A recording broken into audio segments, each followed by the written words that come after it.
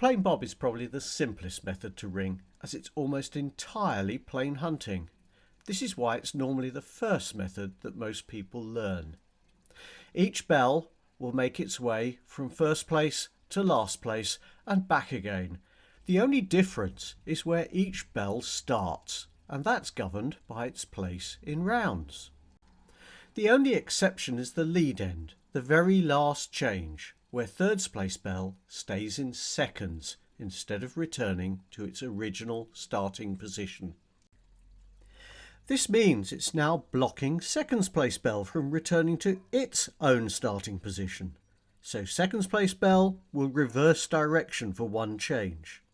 This is called a dodge. As a consequence, fifth place bell also has to dodge, leaving fourth place bell to stay in fifth place.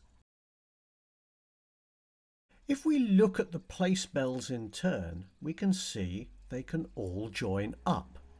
This extends the course from 10 changes to 40.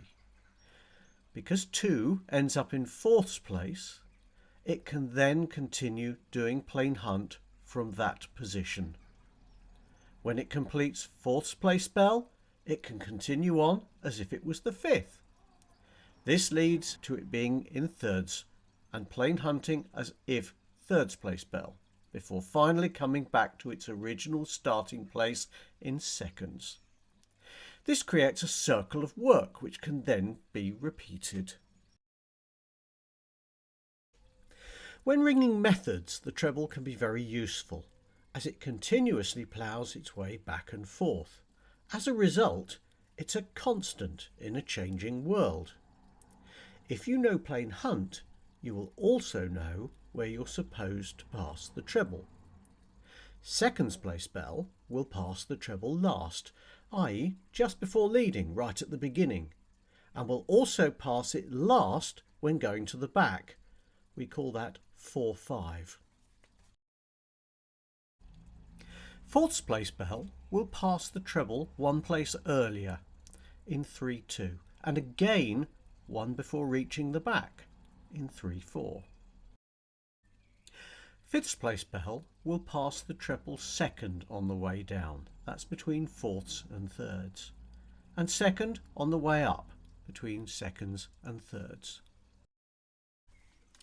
Finally, thirds place bell will pass the treble first on the way down, that's between fifths and fourths, and first on the way up, because the treble will take it off lead. So what we can see is there is a pattern forming. In seconds place bell, we pass the treble. It's the last one before we lead. It's also the last, the fourth bell in our sequence as we hunt up to the back. After that, instead of coming back to rounds at the end of plain hunt, we dodge back into fourths and become fourth place bell. This means that we pass the treble one place earlier. That's one before leading, so the third in the sequence of 4. And it's the third on the way up too. Next is our second piece of work. We're blocked from going any further, so we stay in fifths and become fifth place bell. As a result, we pass the treble one place earlier. Now it's the second in the sequence on the way down. It's also the second in the sequence on the way back up again after we've led.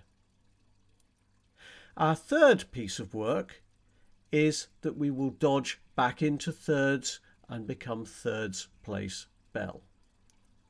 We pass the treble one place earlier.